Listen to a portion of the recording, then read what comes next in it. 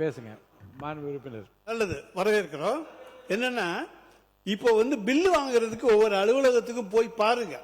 மாண்புமிகு அமைச்சர் அவர்களே, நீங்க ஏதாச்சும் போலீஸ் டிபார்ட்மெண்ட் அது உங்க கையில் இருக்கு பாருங்க. நீர்வளத்துறையிலே 3% கொடுத்தா தான் பில்லுன்னு சொல்லி சொல்றாங்க.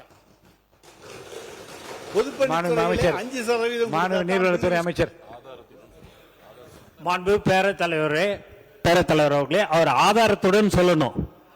அது பழைய காலம். அது இந்த காலத்துல ₹1 நாங்க வாங்கணும்னா இந்த இடத்துல நாங்க எங்களை உட்கார வைக்க மாட்டார் எங்களுடைய முதலமைச்சர். அதனால ஆதாரத்துடன் அவர் சொல்லணும்ன்றதை நான் கேட்டுக்கொள்கிறேன்.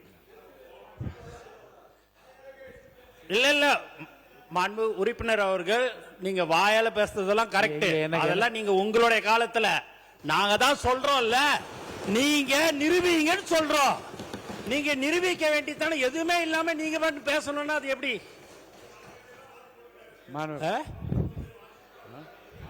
யாரு போட்டிருக்கிறா?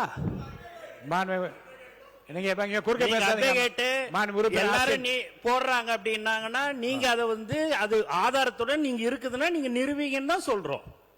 நீங்க எதுவுமே நீங்க என்னங்க நீங்க பில்லுக்குன்னு சொல்றீங்க, அதுக்கு இந்த மாதிரி பில்லுக்கு கொடுத்தாங்கன்னு சொல்லுங்க. அது ஏன்னா பழக தோஷமா இருந்திருக்கலாம்னு நான் நினைக்கிறேன். உறுப்பினர் ரகுபதி பேச ஆரம்பிங்க, தொடர்ந்து பேசுங்க. உங்க தோஷமா இருக்கலாம். நிதிநிலை அறிக்கை மீதும் வேளாண் அறிக்கை பேசுங்க. நீங்க பிளே ஸ்டோர் மற்றும் ஆப் ஸ்டோரில் இருந்து பாலிமர் செயலியை QR கோடு மூலம் பதிவிறக்கம் செய்யுங்கள். செய்திகளை உடனுக்குடன் பெறுங்கள்.